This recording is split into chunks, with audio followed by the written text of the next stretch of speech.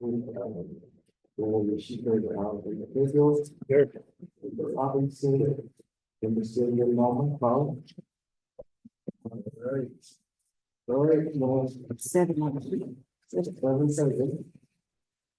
As you see, you have to be items, windows, and public will be allowed by all flexibility, like all other buildings, all flexibility will be allowed over items limitation, and this is under. Before they apply, each person can create a name, each can not have anyone else to create. This is three relations.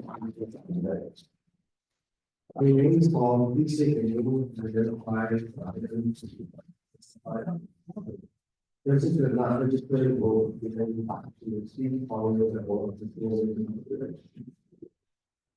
Witnesses including this part is address, email address, and phone number will be available to the public and strategy of the As a courtesy, please turn off all cell phones. Please someone silent.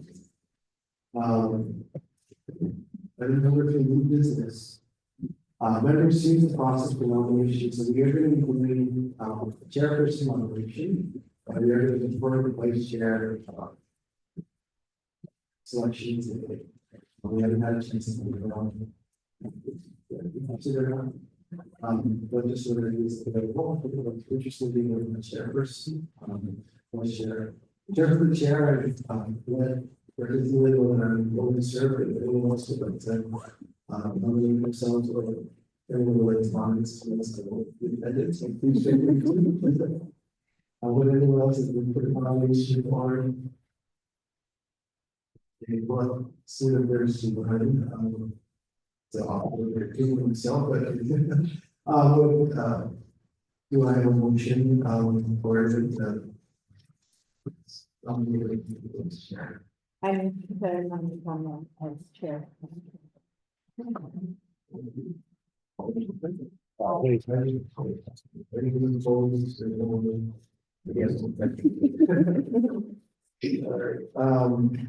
Next item, we're going to is complete establishment of the committees. In your final, you can find a meeting, and out like this. And propose for the board, propose mean signal and the breaking down of the mean study management for the residents. It's not good. In the session. We can use all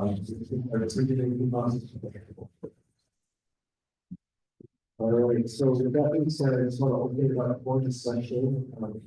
You guys have had a chance to review this. The first part of the schedule. And it shows that we have the community meetings, it goes to 4 more meetings. The meetings will be on the 3rd Monday of every month.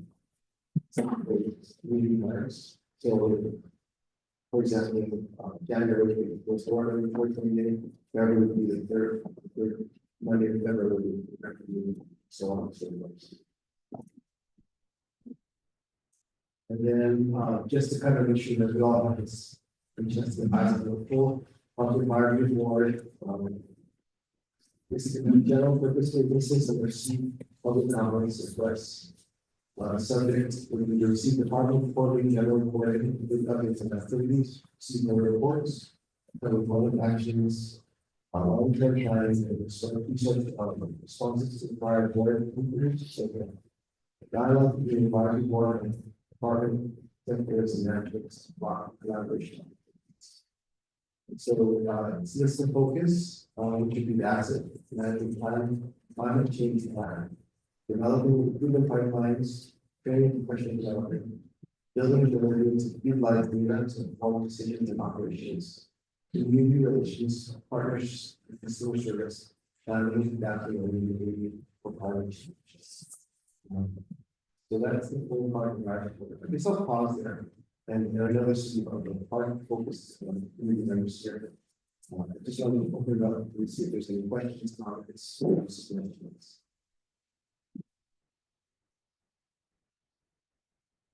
Seeing that we're move on to the program activities for the next meeting. So This is most recreational programs that can be for Hawaii residents of all ages and interests which foster health, wellness, sense of place and leadership, the equitable and inclusive manner, fostering the department's capacity to develop, operate, and support engaging and thriving in various programs, concur with the working guidance meetings and plan the future needs of all residents. So the subjects are DPR operating program, cities and grants, including the operating acceptable screening of all classes, food classes, projects, reading gardens, reading poetry, reading events. Maybe will for populace unites offspring. All important that then it's also the sports and for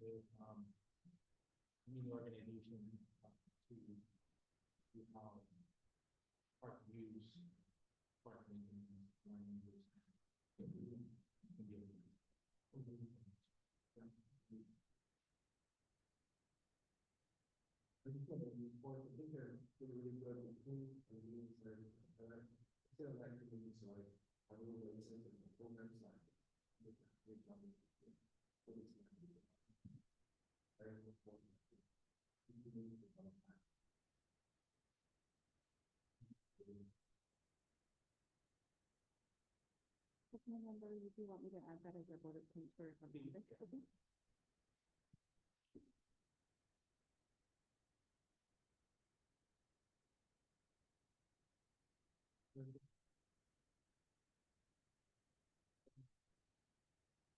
Okay.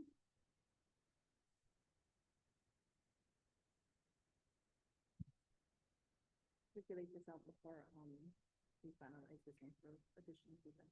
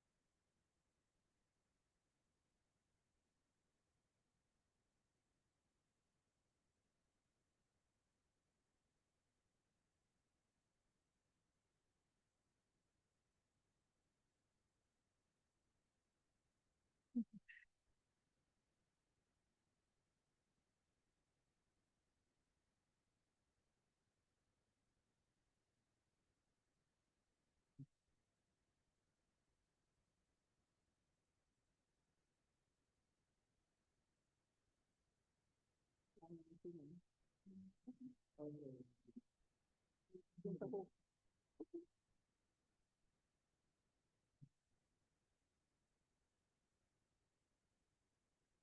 The time slot works, so if it was another day, would the 1 to 3 works for you? Or for everybody, I should ask, or do you wanna just leave it up? Okay, okay. Mhm.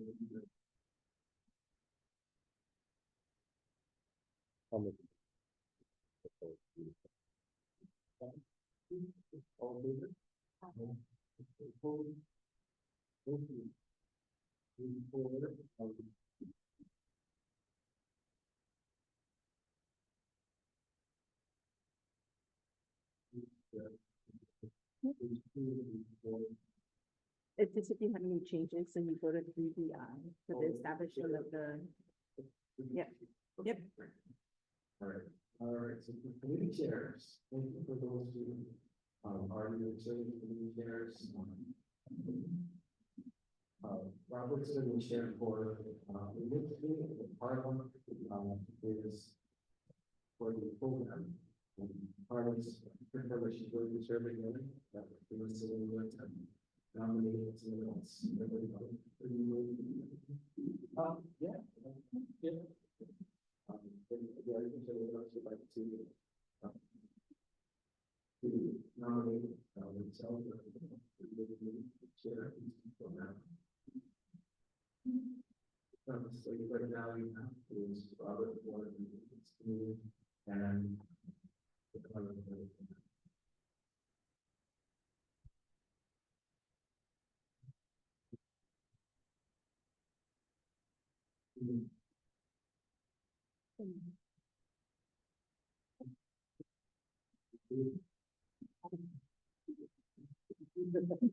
Good budget meeting. Yes, thank you. Yeah. Right, exactly, exactly. So, we have to that. And then wording schedule, like the artists, that's the way we're going to. The vibes of their calendars. We're gonna skip that, like we see. Different. Okay, so we're gonna go on to the program for the using things, so I think we just have one for the report, which is, is-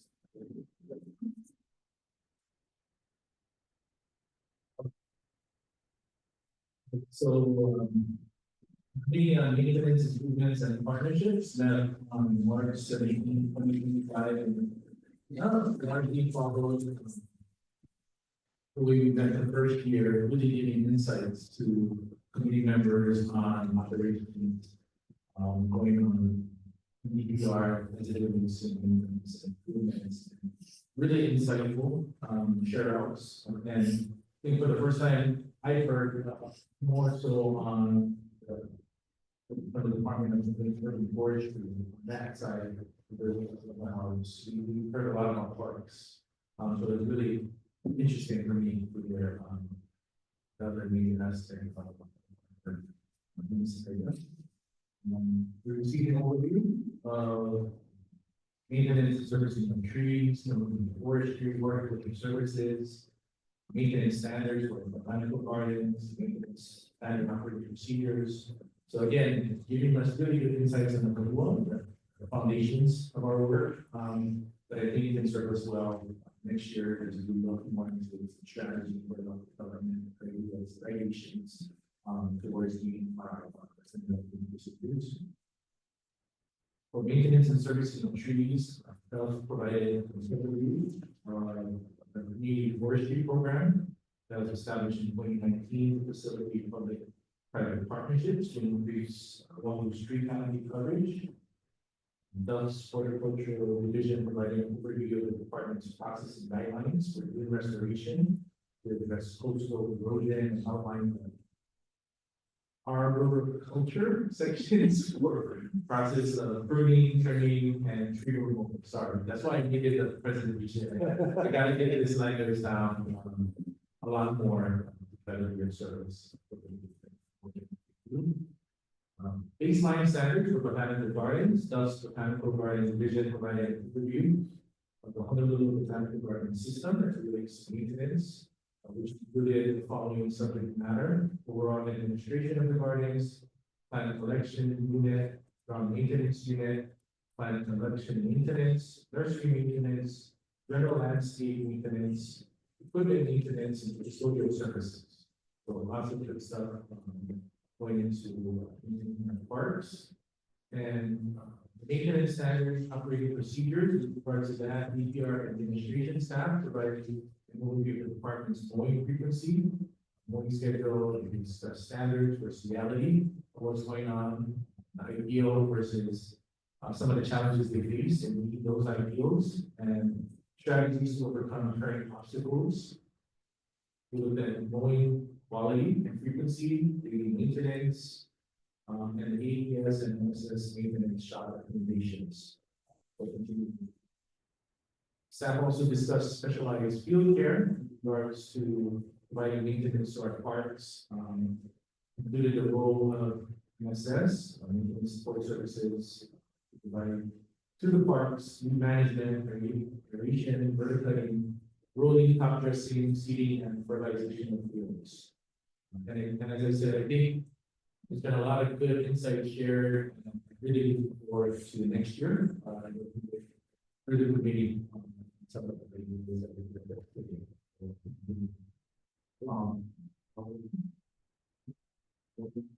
so I look forward to discussion on the committee report.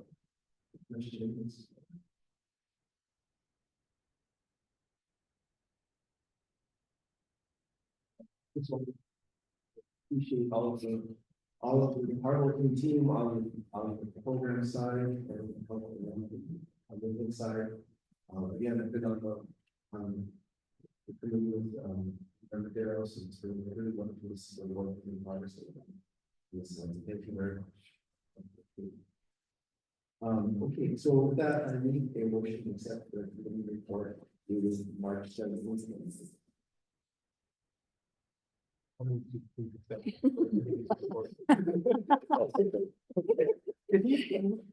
Can I? You're a board member. Yeah. Okay. Absolutely. Well, just in case nobody wants to. Good work there. There you go, there you go. All in favor? Any opposed? Well, I'm really excited. We're gonna get to hear from some of our team now. And so the next item here is part several additional service contracts that we can talk about.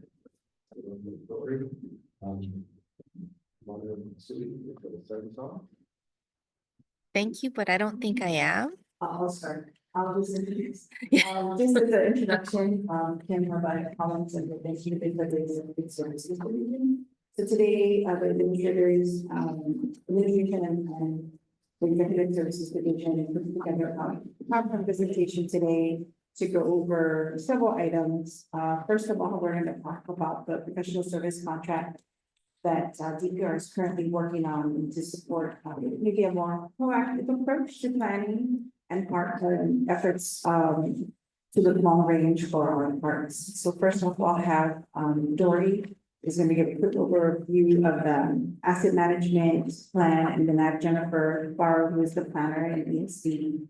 She'll be giving an overview of the climate change, the assessment and resiliency plan, or we like to say the climate change plan, and then Kapolei Regional Park Master Plan. And then we can talk together, all of that together to talk about future events for the next fiscal year.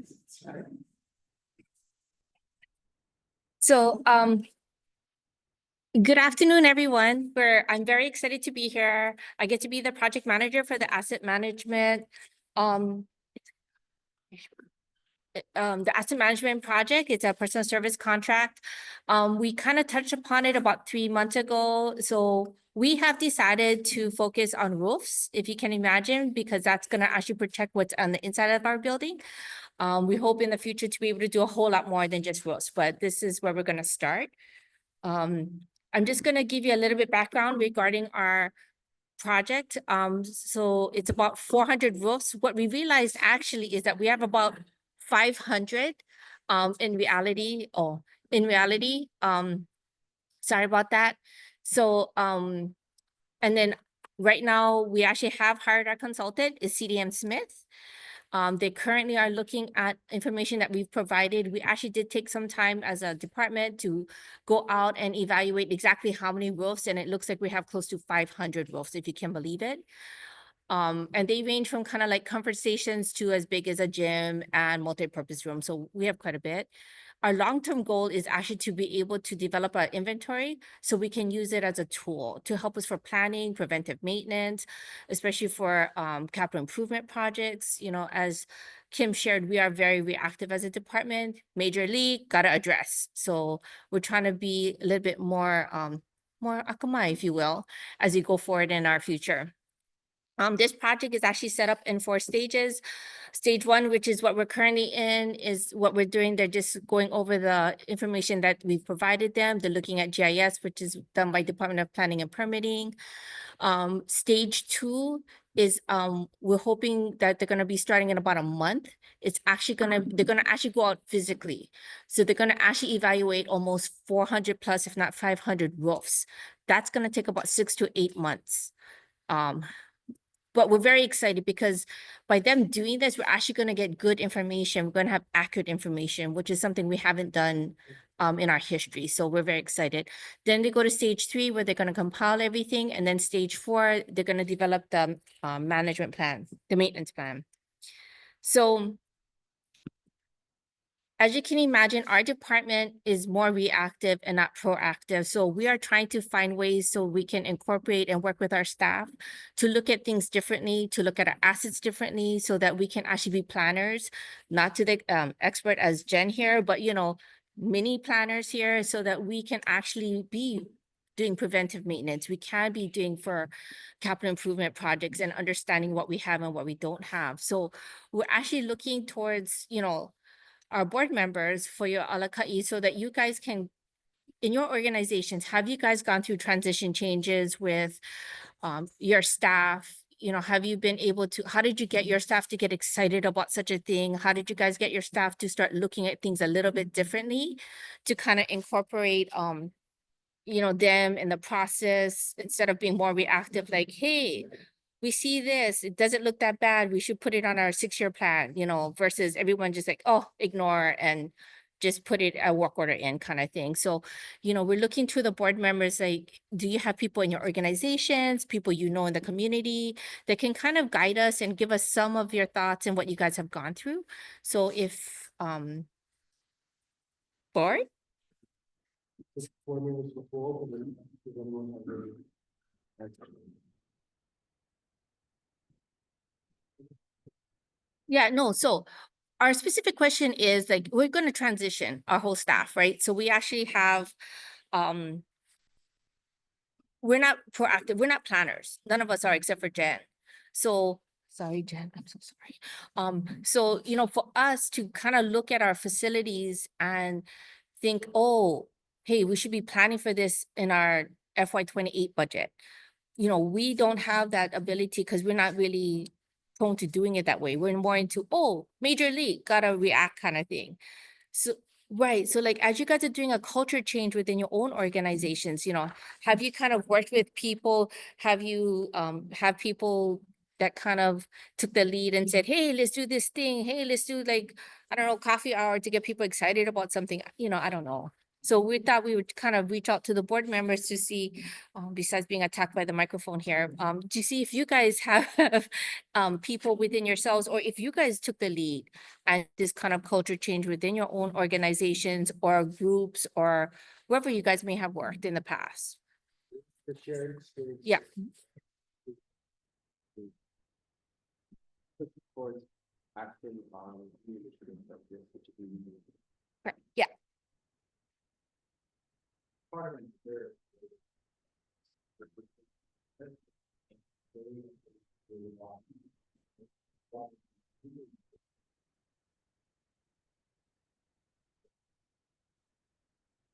And they had, someone on the staff of the Hawaii Employers Council that specialized in, like Kaizen, continuous improvement. Mhm. And sort of strategic planning, so getting, say, a department in DPR around the room for 3 or 4 hours, and have lunch. And kind of work together, and that person is the control party, and they're able to kind of ask questions and get information, so like get to the point of coming up with a strategy. And I thought that was really helpful. I've been in other organizations where you have sort of a neutral party come in and specializes in curating things, but I think that would be helpful in the sense that maybe they're not a city employee, maybe they're sort of like a little employee and do that, because again, you just did it as a board for a nonprofit. We got a lot done in 4 hours, and that it could take months for, maybe I can do that, so that would be a recommendation. Okay, thank you. Yeah. I think I could go for the next person who did it. I think it was rather cheap to do it with. So, yeah, that's very. Perfect. Thank you so much. I can, put you in, we have a facilities planning department at our hospital system. It's a pretty, extensive department that, evaluates, appreciation and kind of how to identify things from a patient perspective. Happy to check with them and then in contact with you. Maybe I can go there and see. I'm not that in touch with them, but I can certainly find you. Thank you. That'd be great. Thanks, Mike.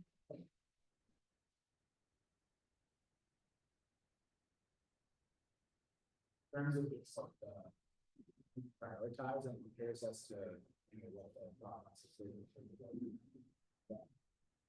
In terms of the priority of like immediate need to fix, but then if there's like a medium or long term, like say this building needs to be fixed in 5 years, and there's 10 buildings. Like how do you prioritize those medium and long term, and is it by activity in the park, is it by geographical location, is there a park close by that other people use? But I think that's another thing we were looking at, and just in terms of like the traffic in that building needs to be fixed. Like if it did crumble, right? Right. How much impact would that be maybe this part is very out. So we're very fortunate. This contract will help provide a criteria for prioritizing as well as providing us estimates for some of the cost. Because when they get on the roof, they're going to be able to determine, really how good of a condition are we in.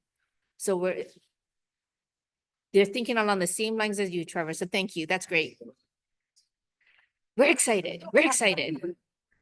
We do have an asset management working group within DPR that actually consists and represents each of the divisions actually. And once we have this database, we do need to think forward about what we want to do with the database or the information now that we have it.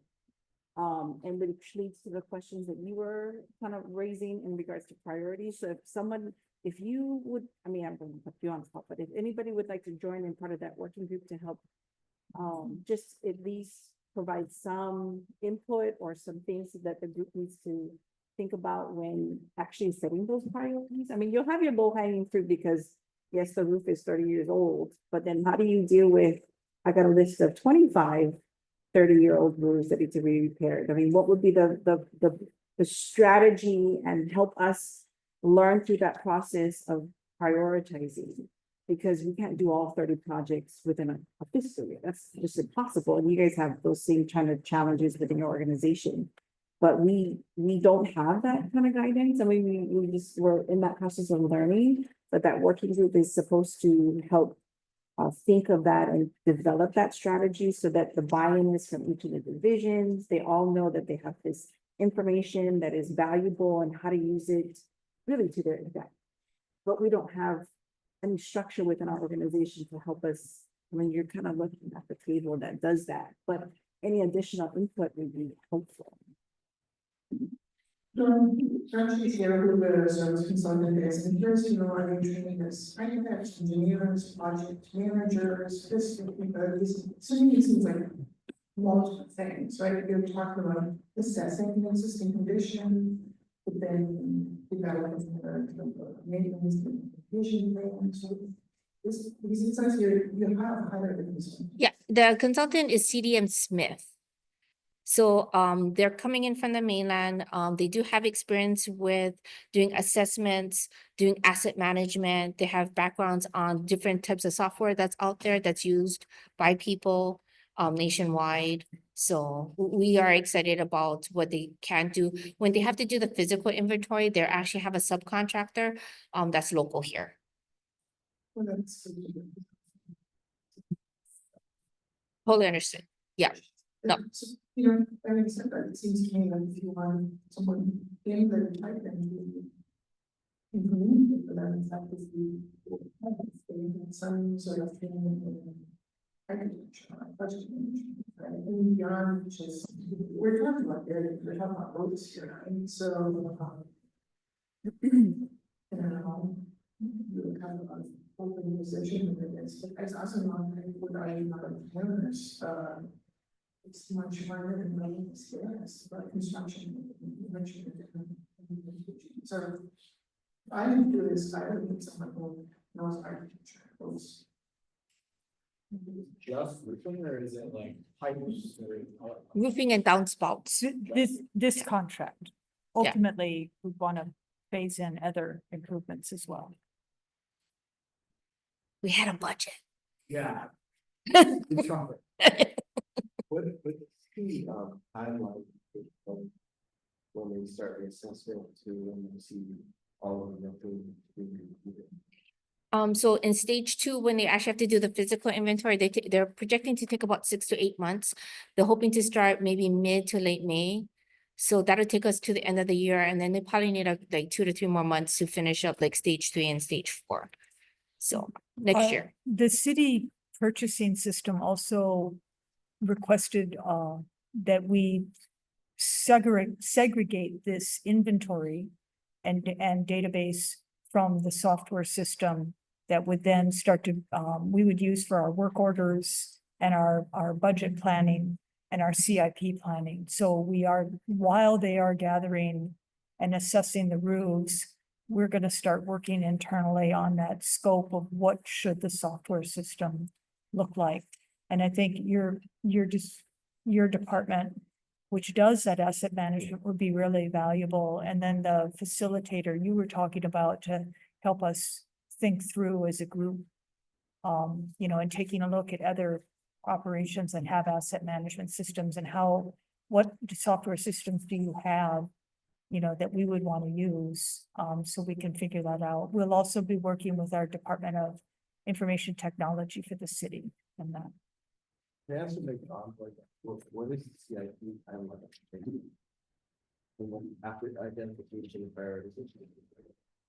How long until you see it? So you folks may remember about 10 years ago, maybe a little bit longer now that I'm older, time goes faster, but the Department of Education did a huge assessment of all of their facilities, and they came out and said, we have a backlog of 250 million of repair and maintenance. So they then took that information and started to work it into budgets. So we're anticipating that we may not have that amount because we're smaller, but we have a lot on Oahu.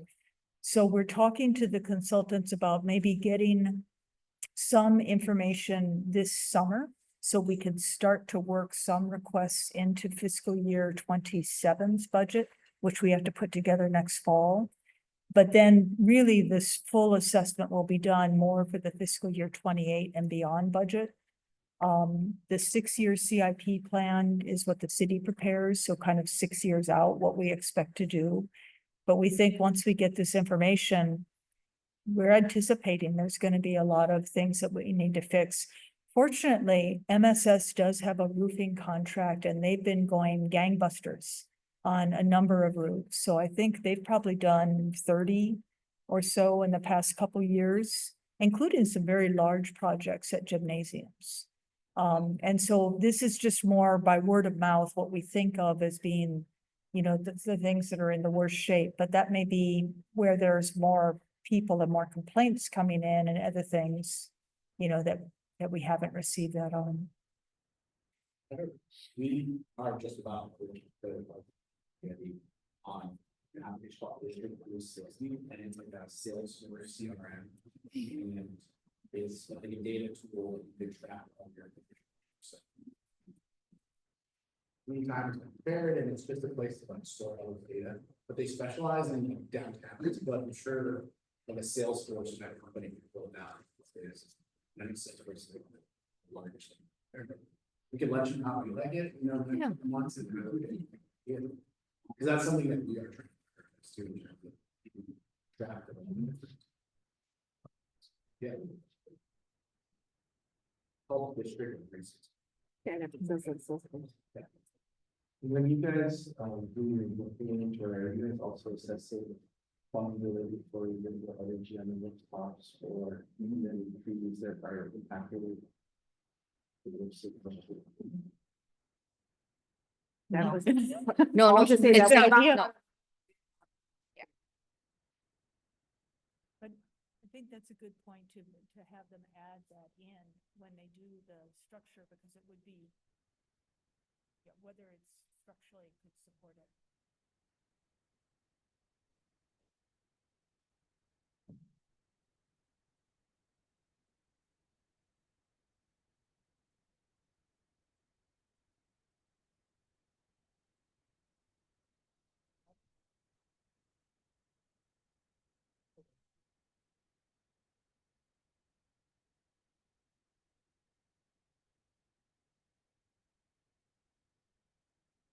So doing the assessment, you know, we have wonderful ways to coordinate, so we are not impacting any programs or any staff. That's our goal. So, you know, coordination and scheduling will be kind of key.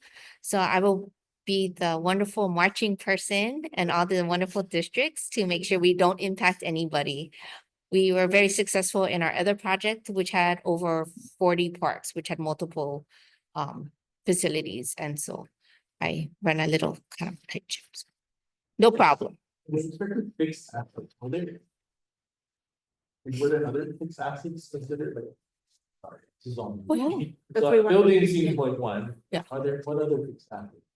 So we pitched this idea first with the roofs on the ground that it's fiscally responsible, because if your roof is leaking, you're damaging not just the roof, but all the contents in the building. And that can be very expensive when you're talking about a wooden gymnasium floor. So, you know, the budget people bought it, like, okay, we get it. This would be, you know, penny wise and not pound foolish. We would probably want to be looking at light next. Light poles. We've had to take a lot of light poles down. We don't have a solid inventory island wide for our light poles, and that would be both for the playing fields, the outdoor courts, and then the safety lights like the parking lots. And we did have the Noresco project did replace a lot of lights, but we also knew that in that inspection of just a certain category of parks, they told us the poles had to be taken down. So, you know, we have not since replaced them. And we know that there's other parks that we need to have inspected.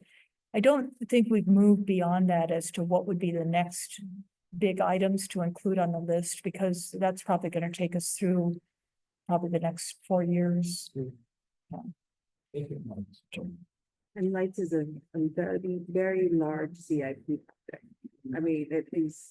With all the features and all those fixed assets, like that's part of the. Yeah, and also once the system is built, there may be some smaller things that our staff can add into that. So for example, we know like with outdoor courts, they need to be probably resurfaced on a certain schedule. You know, that the playgrounds, the resilient rubber surface redone on a certain schedule, replaced on a certain schedule. So we can work with these smaller fixed assets and then start to, you know, maybe populate the system ourselves. Just sort of, and then it's, are another, it's, many other reasons for this assessment, maybe should be looked at in terms of climate change. Because and the other student, for example, was writing action project impacts, and you know, it's I don't know, when you see the statistics, how much energy we use around excess light that we don't need to develop. It's one of the also have that, so there's a huge and impact, and if we just change the life insurance, there's the organizations of the right, but we could both save money and do the right thing where they want to do. So I think those two things we're discussing are, you know, especially the longer term.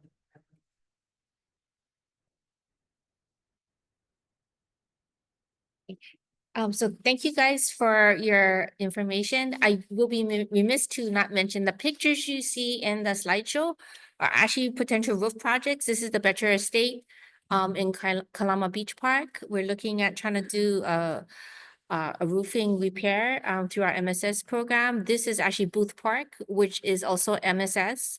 That's actually might be done. And then this is Palolo District Park, the gym roof, which is still ongoing. So I would be remiss to not mention that we actually are trying. Baby steps. So thank you. I will introduce Jen, who will be talking about the climate change contract.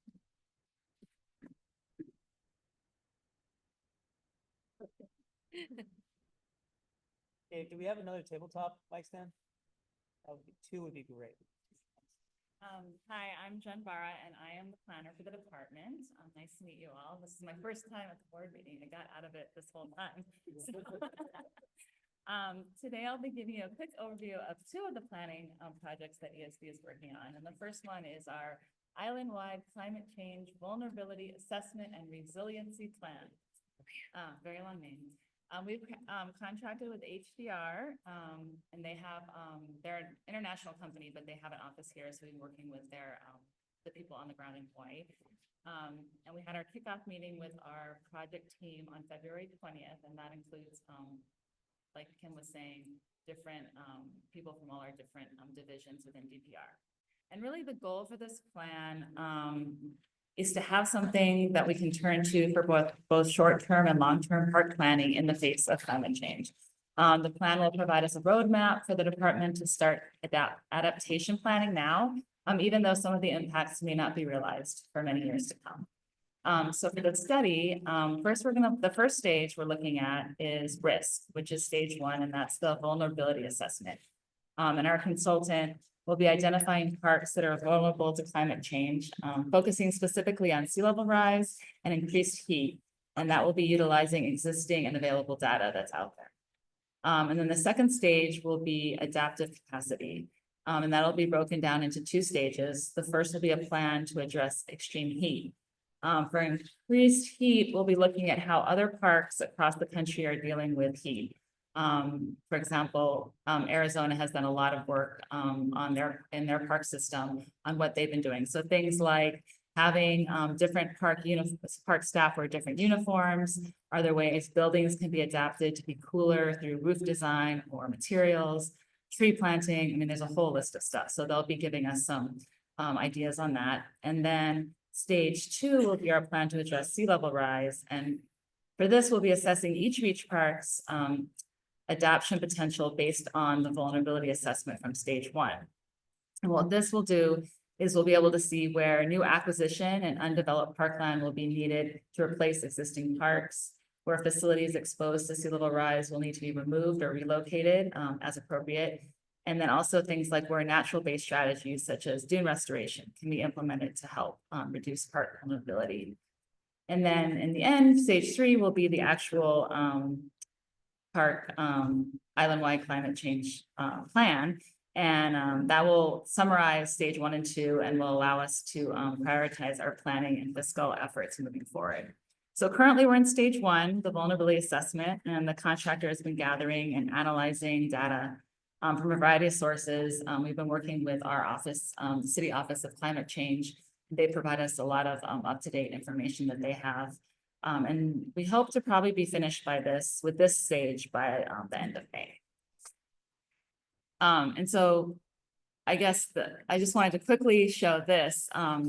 The inspiration of this plan was actually the County of Maui, and they did their Department of Parks and Recreation Beach Vulnerability and Adaptation Study, which they completed in 2022. Their plan focused on beach vulnerability and assessed each park as having a high, medium, or low potential for adaptation. But their plan did not address heat. So now they're actually putting this plan into action. And one example I have here is Ho'aloha Park, which is a small urban park, shoreline park in Kahului. Their study assessed that the park had a medium of adaptation potential, and they listed various adaptation strategies, including acquiring undeveloped land adjacent to the park. Subsequently, the county was able to acquire parcels to double the size of the park. And so now they're kind of implementing a phase 2 of the project, and Ho'aloha is the first park with a site-specific adaptation plan. And right now they're implementing adaptation strategies that the study noted, including dune vegetation planting and the reduction of shoreline access pathways through the dunes. Their work also includes community engagement and outreach efforts to ensure protection of existing uses. So we anticipate our plan will include a variety of adaptation strategies, some that we can implement quickly, while others will probably require more in-depth planning and future thought, I guess. So should I just stop here and then go to Kapolei after again? Stop here. Yeah. Question. Sure. Question. I have a question more just generally. How does it work? Does each county have their own, they do their own risk assessment, that each of them has a office of climate change? Yeah, I think for this, I'm not sure how Maui did it. I don't think in my conversations with the county parks department, they did not really talk about this change planners. I know that there is a statewide climate commission, and there's a lot of information that they provide, so I'm sure they use that information too. And our contractor knows about all that as well. You know, a lot of these advanced are the same data set, you can see like sea and other sources, so it's really see better data. Each city and county has a twist, and so Honolulu is very ahead. In terms of, you know, like switching to has to supervise, but the infrastructure all these services, we might do those types. So I just wanted to say this is something that we want to do for 20 years, if you would ever need to make sure that happens. We're going to be writing with your own children, and teaching services, and privacy model, and stuff. How do you first? This is what the parents can do is to know that instead of I go to be involved in this part, this can be important, and I really shape or form. Definitely. Thank you. Love that. Questions?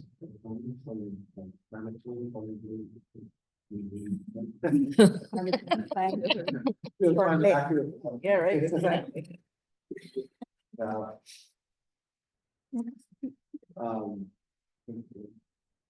right, well, let's move on to Kapolei. And so then another effort we're undertaking is the Kapolei Regional Master Plan Update.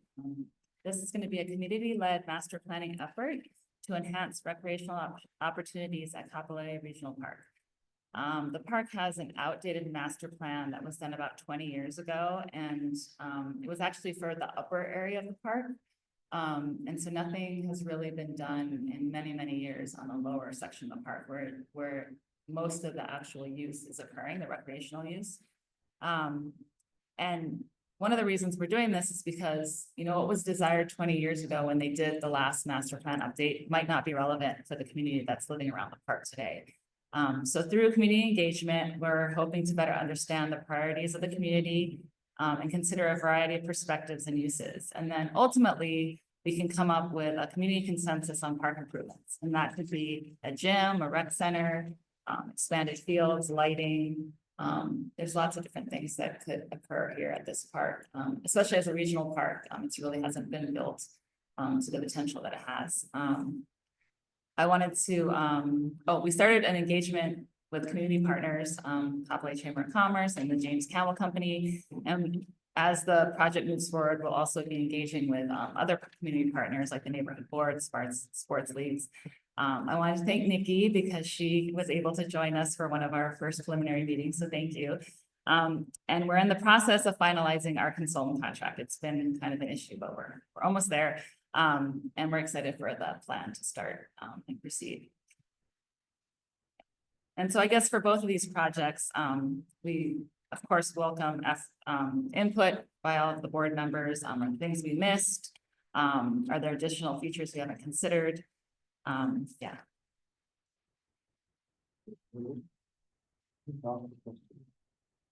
I just want to say, yeah, I did attend that first meeting. It went so well and, I'm really looking forward to continuing this plan, being engaged in it. Obviously, the west side, we need some more larger parks like this, and some more opportunities for additional programs, and some of the families that would benefit from this. But I'm really inspired by the first meeting. I think it's gonna, you all have some really great plans in place, and looking forward to continuing to be engaged in that. Well, you guys looked at, the master plan, we like to the presentation you can see, but I really want to sustainable design, the team that supplies, those building materials. Yeah, and I think that's a larger discussion with our Department of Design and Construction. I know that now they have some new tools that they're developing, and I'm hoping that they're moving that way, but we can definitely assist in helping them to remember that when they're doing our plans. We do have some requirements. I think the council has really focused and it wanted to ensure that any new projects we have take into consideration some of the sustainability features, especially when we do, well, right now it's at the top of mind for all of us is the EV charging stations. We have to take care and our own DPR fleet.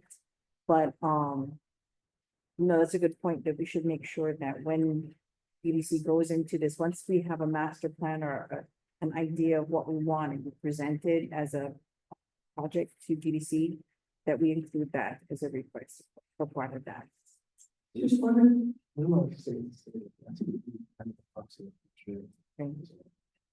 yeah, I just wanted to say, and so when I see this program diagram, and it's a lot of focus on recreation, and with a site like this, part of the island would be great as site or mitigation strategies, resiliency strategies, by increasing biodiversity, it's huge site, there's trying to this very awkward farmer designs, and there's much, and I think it's a perfect time to be able to combine.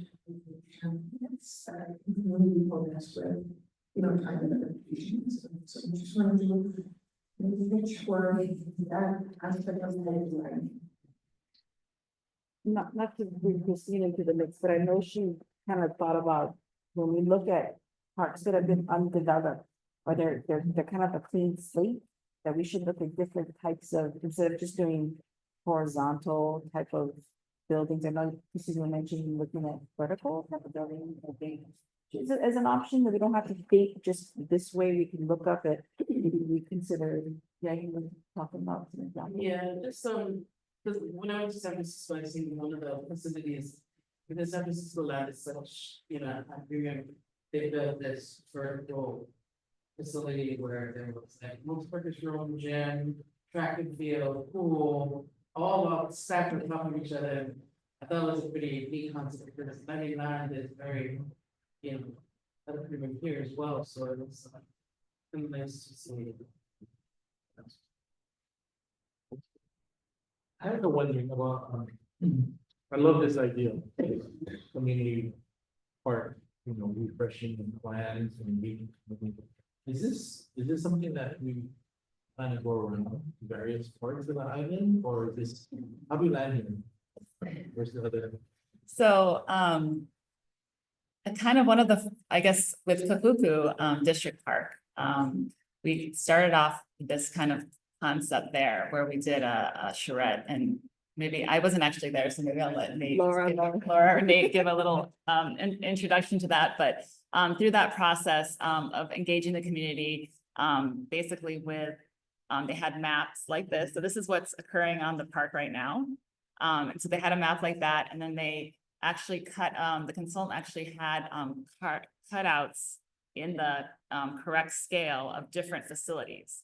And so then the community members that were at the meetings were able to like look and see where does this fit? Like if we're gonna put a gym here, how much parking do they need and where is that gonna fit? And so it was really a great, we believe a great process. And they did come up to a community, a consensus on a pool at Kahuku. And so with that, using what we learned from that, we're moving on to this and hopefully we'll be able to move that on to other parks too.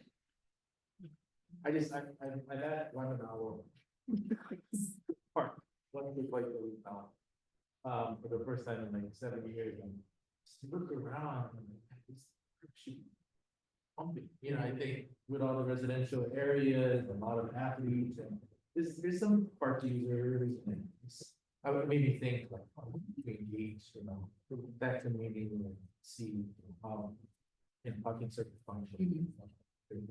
Maybe better in these places. It is a nice test. The tennis courts weren't all there, I think, last time. It's all nice. Anyway, a lot of things. I'm just curious too, there's another way to engage the community.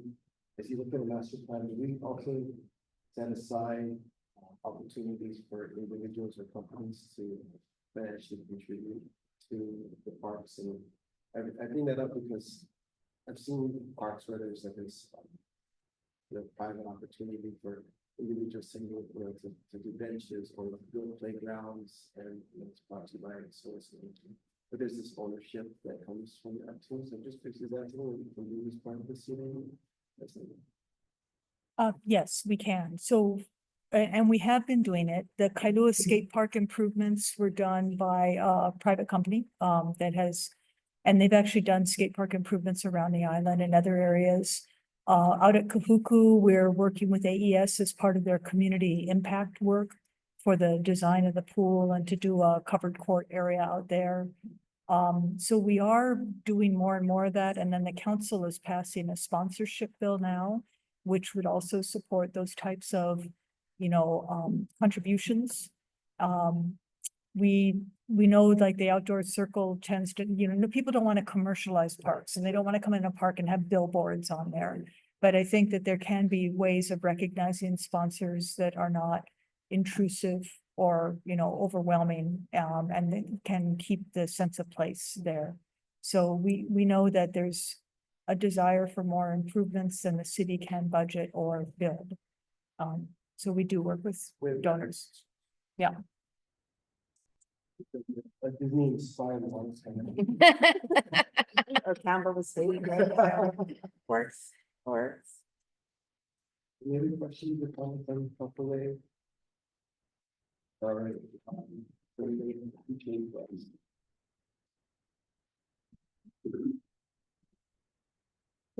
We discussed about anything for long range time, if any other feature or we try to. Because this, as we don't have a understanding, a database does not operate, but if there's anything that you can think of after, please share with either Dory or Jen in regards to, the long range plan, other than. Because we do, I'll bring it up, it'll come up, but I know, again, it's gonna have 100 speakers and we have an initiative to do some of that on each time, and we're preparing for that. So we're embarking, it's been a while since the department has had kind of like open seats, being able to see a lot of other factors, in that may not apply. And what I'm talking about is just that, equity, taking a look at equity, taking a look at kind of sustainability, taking it from, a variety of, like its perspectives on that term. So we anticipate that based on the asset, as we discussed asset management and for the climate change, that we hope to have some budget initiative for FY 27, maybe even into 2028, fiscal year 28. That will be definitely most likely presented to the board as well as support. Based on things. Unfortunately, it takes time for us to implement that at stage. Here's how the downs are. When the fiscal year starts The fiscal year starts July 1st and then ends June 30th. Is it possible to include a list of the parks that are Absolutely. We have a very long base spreadsheet we can provide to you.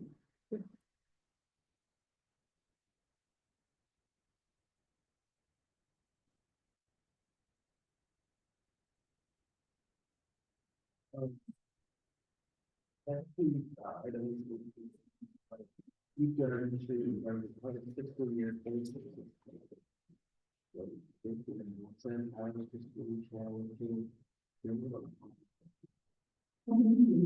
I know we spent all your time and have about half an hour left, so it will be very short in this city, in regard to this. But we are currently in our fiscal year 26 budget season, we call it. So the council is currently in the middle of deliberating the entire citywide budget, but specifically what we present to you, what we proposed back in March as part of the department. So you can see here the salaries, we had about $67 million for the salaries. We have current expenses about 48 million. We had a request for about 2 million in equipment, for the total budget about $118 million, which was slightly increased. And the reason for the decrease is from the years because the city council likes to add a lot of money to our budget once the budget is presented, so that reflects some of the decrease. It's not that we asked for this, it's just that what we were appropriated in FY25 includes all the council initiatives and the petitions. And for FY26, we have 1,257 full-time employees. And so that includes a significant amount for us on recreation needs, attendance services, therapeutic recreation systems, and program needs. So we have needs. Sure. We have total 51 million. That was No, that's currently in our budget. That's what we're working with right now. Right now, we asked for 48 million in regards to that budget for next year. Just to continue with that question, is the appropriated for 2026 estimated to be similar to what it was for 25? Or do you not know? No, it's relatively the same. So we do our base budget and we asked for it in 25 to 26. We did have to reduce a little bit because of the we have a certain ceiling that we had to work with, but it's relative. I didn't see it. The only thing that exception is the budget initiatives that we propose. But relatively, yes, they are the same. We have a relatively high budget. Yeah, very expensive. You'll see the I'll have a presentation on the CIP budget. So on the council appropriations, they're like one time typically in like FY25 and they're non-recurring in 26. So for the operating budget, yes, it is 1 year, like, so that they add additional money. For example, they'll add money in our MSS work program. That is a one-time appropriation of 12 months to expend those and use those funds. However, they added into the capital improvement budget, that's 2 year less. To keep that one to go into and through purchasing and procurement to their contract to people.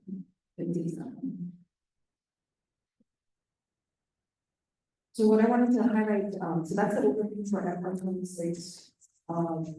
What I'd like to go over is, I'm going to ask Christine and Roxanne are going to talk about the budget initiatives that we're doing. So on top of our base budget, we came in and made a request to the mayor's administration as well as the city council for the use of $7 million more than our base budget. And so what kind of the initiatives that we propose? But this initiative that we propose is for a rubbish truck. So each of my districts, the 5 districts, has one large rear end loader. At any given time, you can see that all the recorded that's put in. I think last year we had 4 and one around 2. So on top of that, we had to get our flatbed trucks. We have smaller refuse trucks, they're back rear end loaders, but they're a lot smaller in comparison with get them on the road. So it was pretty tough for my staff, getting out there, trying to pick up all the trash, and we didn't see it like miles and miles and miles. So what we're asking for is that 4 additional garbage trucks in this upcoming budget. And then also, we were lucky enough to use the DOH contract to help us haul trash. So right now, we're still having the issue, distribution truck, which is the west side of that, has the truck's been out for almost 1 year. So the other district's been helping out, trying to, grab trash on the weekend, having to use overtime and, resources. So we were able to get DOT's contract to help with haul. And so we're asking also for an additional $5 million to assist with hauling the trash when we need the issue, when we need the. Any questions? So the other initiative that we had was related to tree trimming, invasive species and fire breaks. So I have marked down to discuss those 2 initiatives. Okay, so we asked for about 3 million for the extension of 3 and so please, and we wanted to increase the frequency from 14 to 7, and including a bunch of people in the park. Right now, in some areas, we're not able to get that for 3 years. And it's been hard for us to keep up with some of the emergencies. So we think it's going to get those spaces up to the things that are really some areas typically for the year. In some areas, we back to the trees that and markets really some of them twice a year. So just to get us something going, we want to be able to get in there and some invasive species, especially open and large gardens. Those the life that are being attacked by multitude of insects and diseases. So,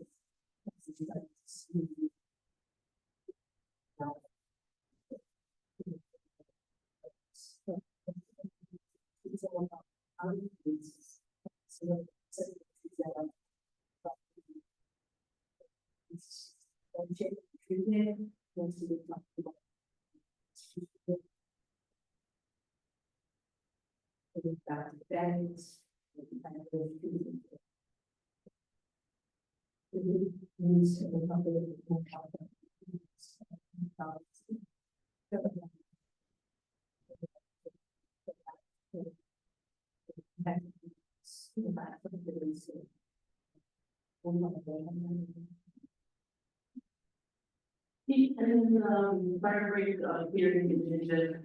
So it was the knowledge fires and a lot more talked about fire breaks, and so we've been fortunate actually to start experiencing the fire breaks this last year. I think we discussed with the board previously about community and how we put together this. We're not there to assess all of our facilities and this and set it up to help us prioritize. So what we're asking for is for $80,000 to clear fire breaks twice a year in certain areas that it's hard to get to, the rougher terrain. Our staff is able to do certain areas, but some of the areas they're not able to have the resources to do. It's supposed to be kind of what we do. It's really good. those at the parks is for. Stuff like that, in this hospital, and it's my- to-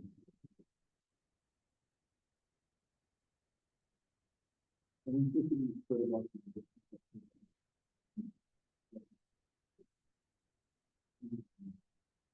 Yeah, so he did, we looked at like this, we just set all of our parks without how much area that we're looking at, and then we looked at this, we prioritized it. Priorities also changed, so depending on how many complaints or whatever, but for this areas would be like for the more the rougher terrain areas. A lot of our staff actually going out and trying to do whatever they can. Just super briefly more on target, there's interesting data that comes out of this county after emergency fires where we now have evidence of trees, starting to trees actually. And current fire, that would be the, actually that's. But we're not really any trees, other than trees.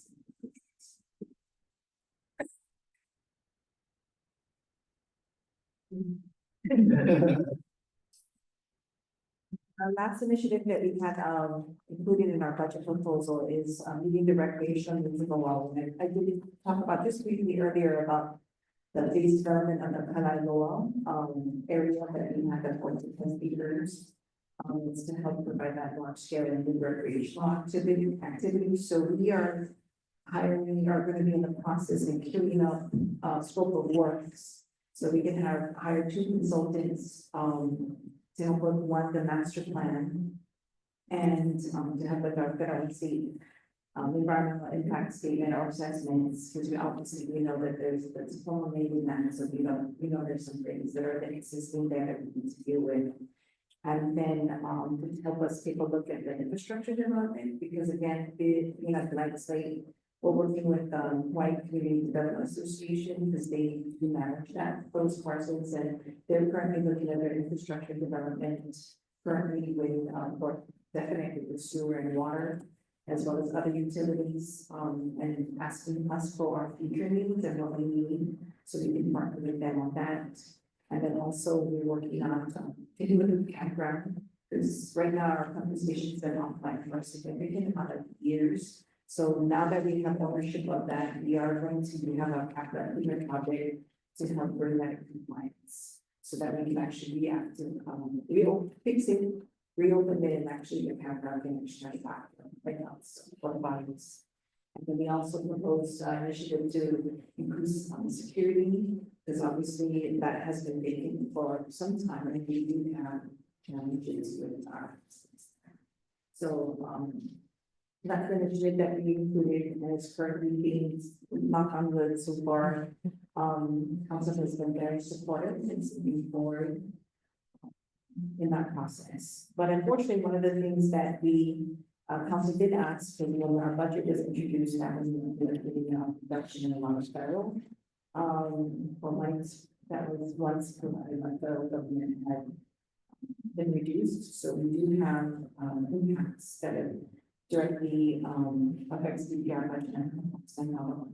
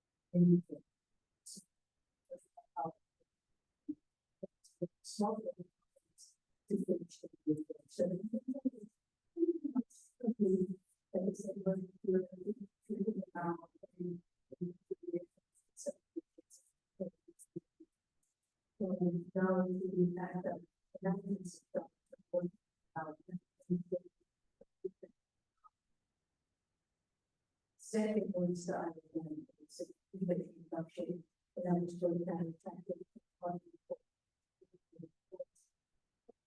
That brings the communities, the things that, we spend a lot of time on. And since opening that up in April, we got to about 45,000. And we trying to get one. The year until September.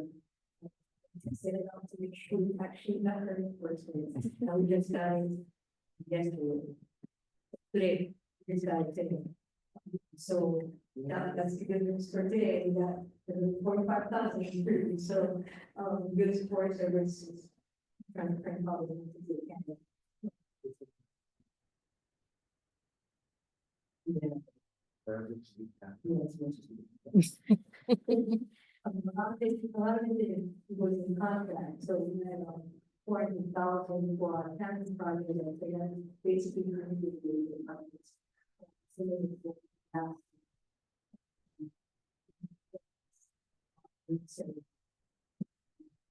But then 200,000 was for the planting. So we try to spend that. Really, packing supplies, another 100,000 for activities and working vendor right now to try to get that. We can save for 100,000, but the last what we got is 30,000 for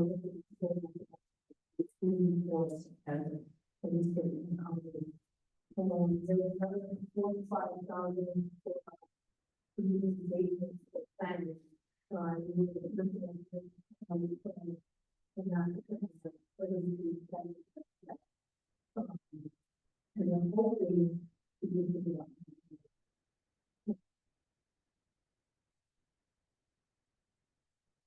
Biggest portion of the name of the one is 270,000.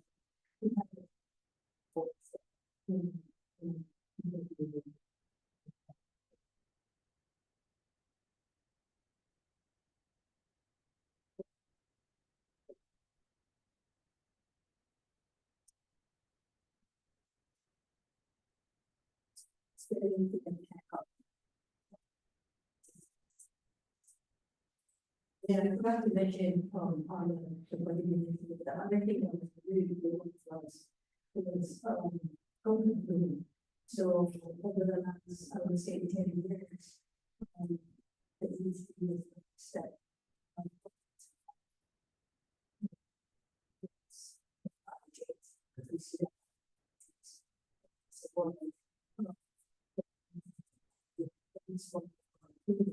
Because we were getting large programs on treating that really. So that was a really good.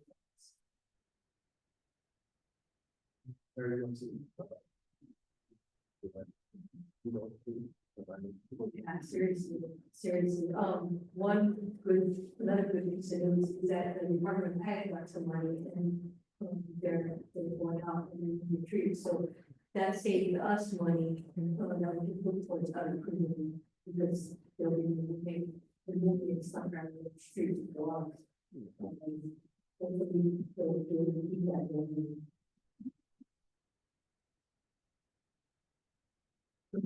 Any other questions before I jump into the budget process another meeting?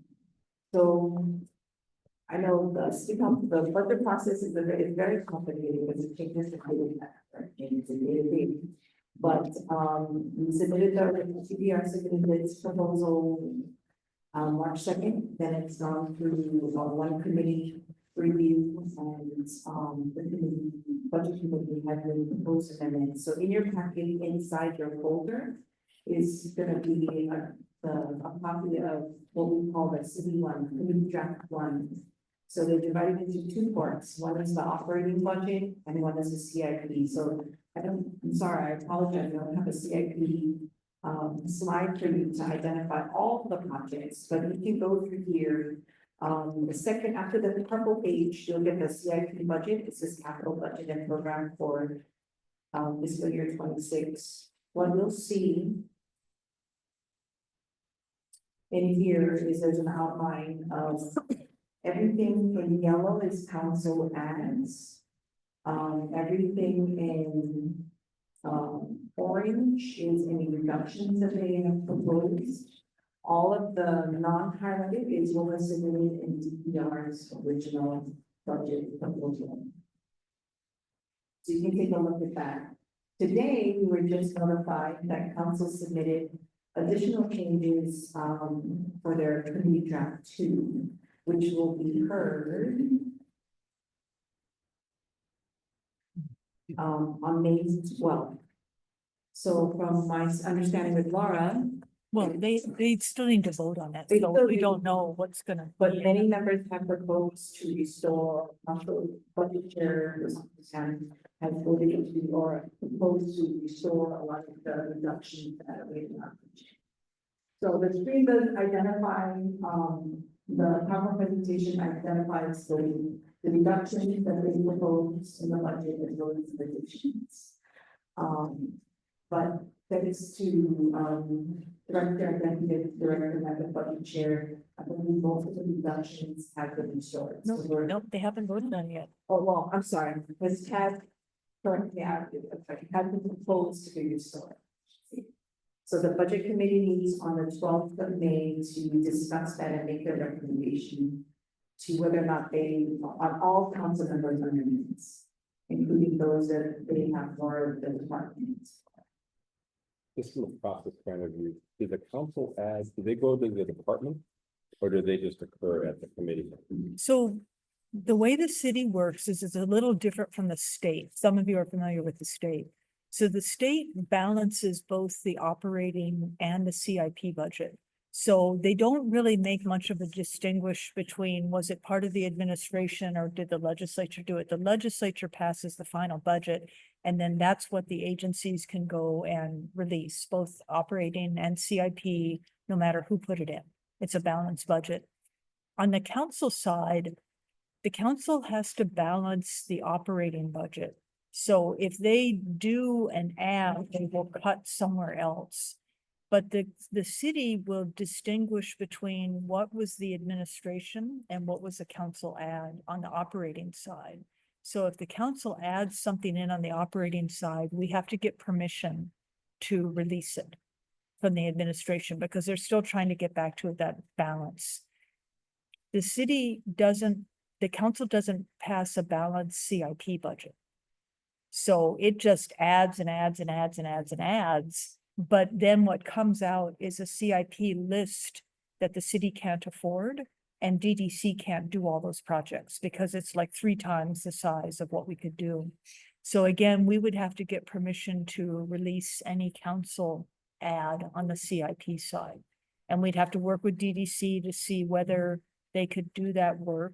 And then also with the budget side of, and so normally what happens is you get about halfway through the year, the first year, and there's certain projects that have to get pushed back because of things. So then all of a sudden you can maybe release some of the council items. And so that's what happens after the budget is passed. But right now we're in a situation where some of our budget was reduced, and that's what went through in the council draft 1. One of the council members has suggested restoring that, but all 9 of them have to vote. Are they going to do that or not do it? So we're in this point where we don't know whether we will get, restored back in. And so that's what we're hoping to get some help from you folks on. Let's see call to action. I'm just gonna. Yeah. I was watching volleyball this last week. Big set and spikes. Set it up to you. Yeah. So we're putting together the information we just received, like last night is all turned in, so we're trying to, understand the picture of the proposed amendments for the city draft. Yeah, for the draft 2. The call to action, would be to ideally to reach out to the budget committee members to express support for the budget.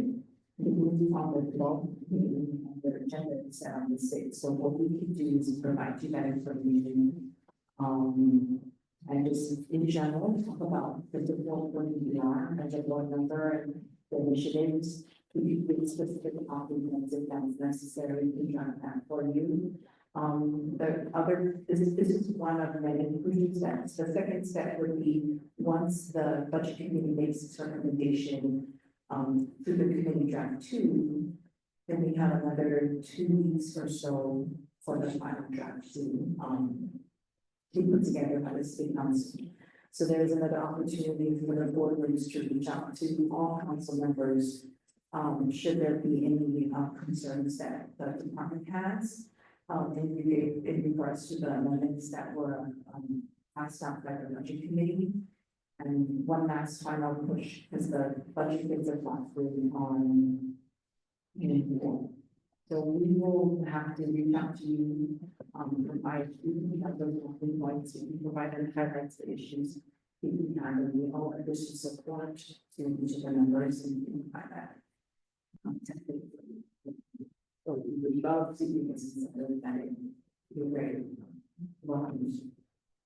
Yeah, and it's a lot of times it's just verbally expressing to the council members support for the department. I mean, the cuts, the reductions we had were not huge, but they're meaningful. And so just restoring it back to the administration budget, you know, restoring it back to what we had originally requested. People are not going to grill you. Yeah, but we can get you more information. Anything else in this section? Nope. But we'll keep you posted. We're gonna move on to meeting thing. You guys, you've done a great job. Really quick. Everything we could all get. Appreciate that. Sure. You're gonna share it with us. Yes, you guys have a copy of the newsletter? Yeah. It didn't, right? Yes, it is. Good, okay. We are code for the park. So at the top, actually, first and foremost, want to let you know, Laura mentioned you as well, Foster Botanical Garden has to close right now, they have a water line break, so that's up.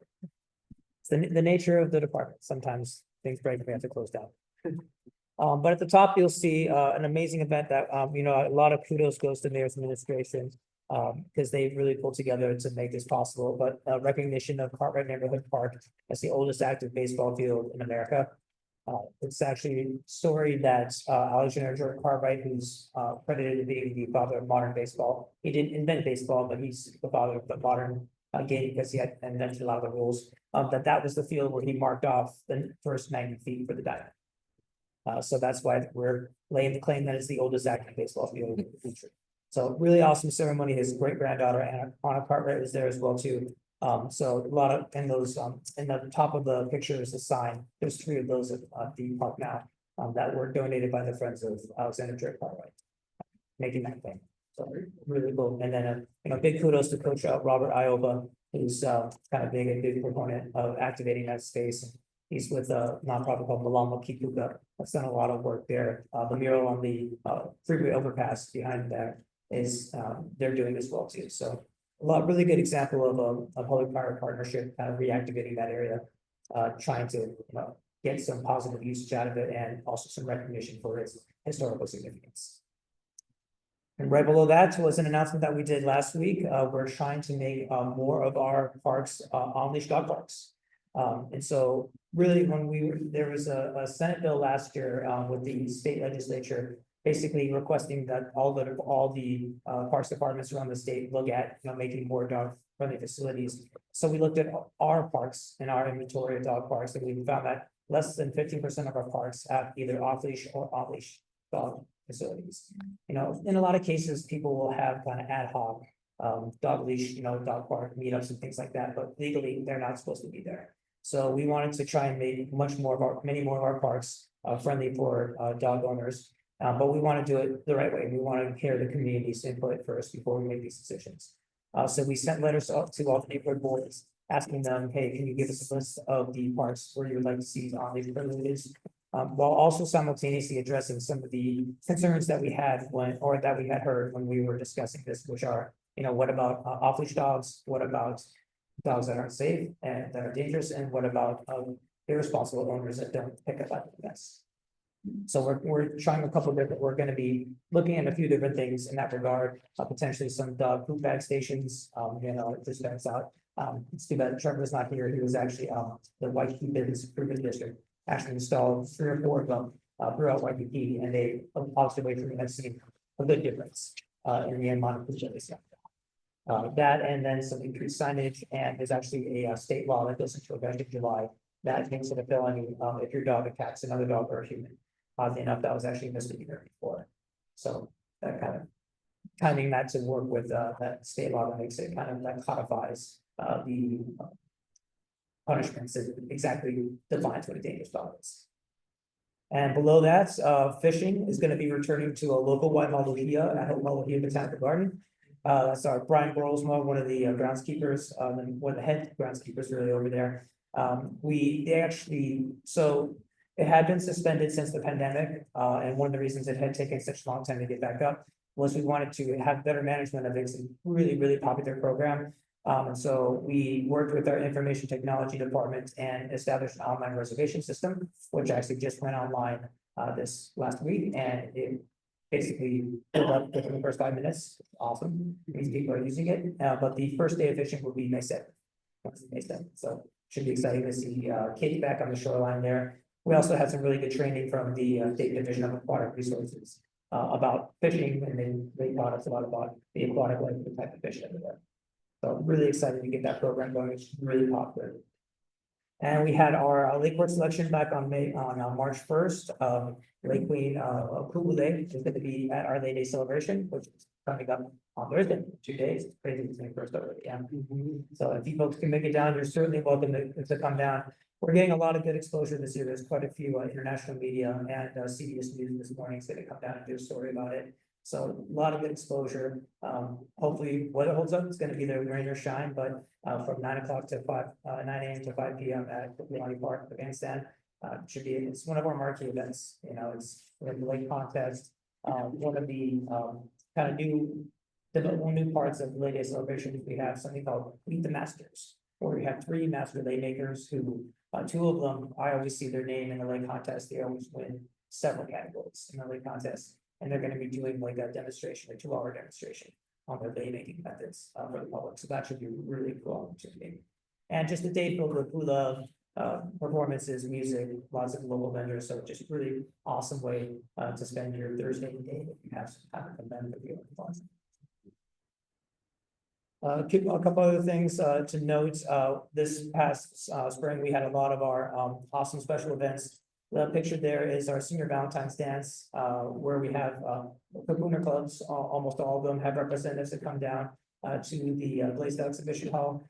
Just a really fun event highlighting our senior clubs and kind of getting them to dance with some VIPs, and it's kind of like prom for them. They get really dressed up and they, take pictures and have a really fun time. So really good opportunity to showcase our 30 Kapuna clubs across the island. Below that is a picture of Pops Fernandez. He's a local boxing legend out on the Legal Coast, and we did a ceremony to rename the boxing gym at Waianae District Park after him on April 12th, which was his 91st birthday. He's the first, to the best of my knowledge, the first and only Golden Glove Hall of Fame coach that we have, a boxing coach that we have had here in Hawaii. And he coached the first Golden Glove, the team that he coached back in 2017 was like one of the best teams that they ever had. They won just tons of awards. So really awesome to get that recognition out to Pops Fernandez. And similar recognition was to our, on the picture below, was to the winners of our Memorial Day poster contest. So every year we ask school kids from around the state to do the best depiction of ceremonial aspects of the Memorial Day ceremony at the Punch Bowl to help us solicit lay for Memorial Day. Basically, there's about 38,000 graves that we have committed to adorn with fresh lay every Memorial Day. That's no small task. That's quite a lot of lay. And so kind of right next to that picture is some of our upcoming events, and you'll see on the bottom there are our solo lay for Memorial Day opportunities. The bulk of them are going to be on Friday, May 23rd. There's a bunch of parks around the island. We're going to post them on that Memorial Day website in just a couple, probably tomorrow. But that's a really good opportunity if you folks have some flowers to donate, you want to come down and make some play. Honolulu Holly right over here is a really big location where we have the Glee Club Rural Wine Band plays hula performances. Just a really awesome way to, give back and show appreciation for those who made the ultimate sacrifice. And if you do get the opportunity to go up to Punchbowl for Memorial Day, if you don't want to go for the ceremony, it's parking can be a bit tough, but if you come around 11 o'clock or noon, you'll still see all of the lei and all of the American flags and all the graves. It's quite a remarkable sight to see. Director Huber and I talked about the potential of before going to a field trip. That upcoming activity of brand which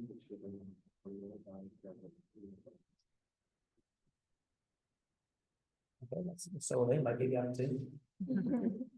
And one last note, on the upcoming events, that block in the middle there is the registration for our summer classes. So there's kind of two different registration timetables. There's one for summer fun, which starts on May 12th. And then one for the other summer classes. So as you're aware, summer fun is our seasonal day camp for the 8th to 13th. And then the regular classes are everything from, learn to swim to Kapuna classes and things like that.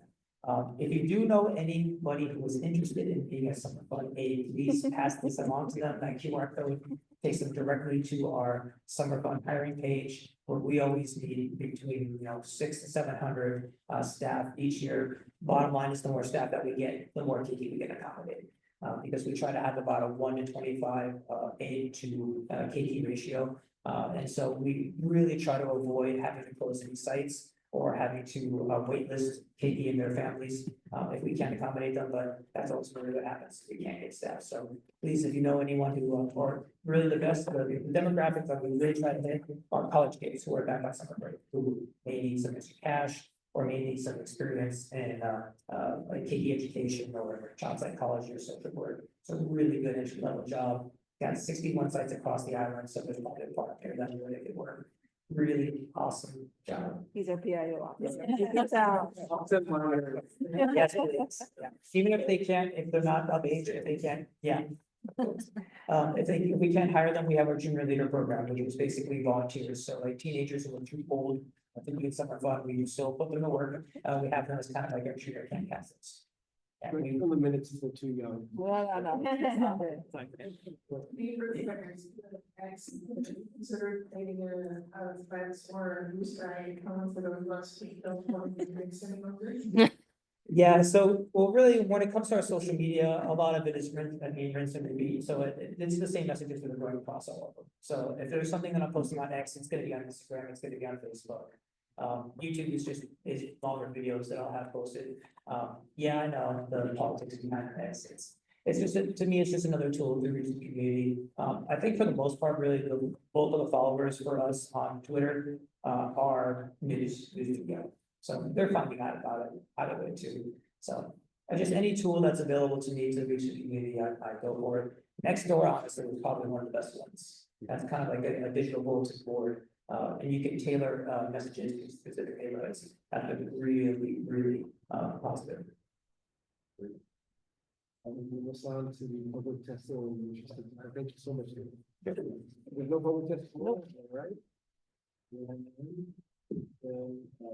there's nothing going on online. Nope. Okay. And then, are there any announcements? I would just say, I know that I can defer before, vice chair. Selection, but if anyone, any of the members are thinking about it or interested in it, please, consider it. Very good.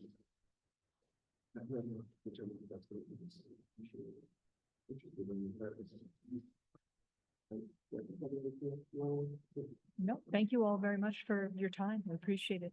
Yeah, sorry, we're 11 minutes over. Sorry. Before you want. Thank you. Hopefully it's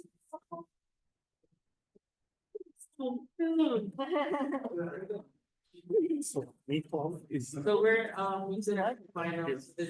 for the budget stuff, yeah. But so I think we're having the calls go to them before May 12th.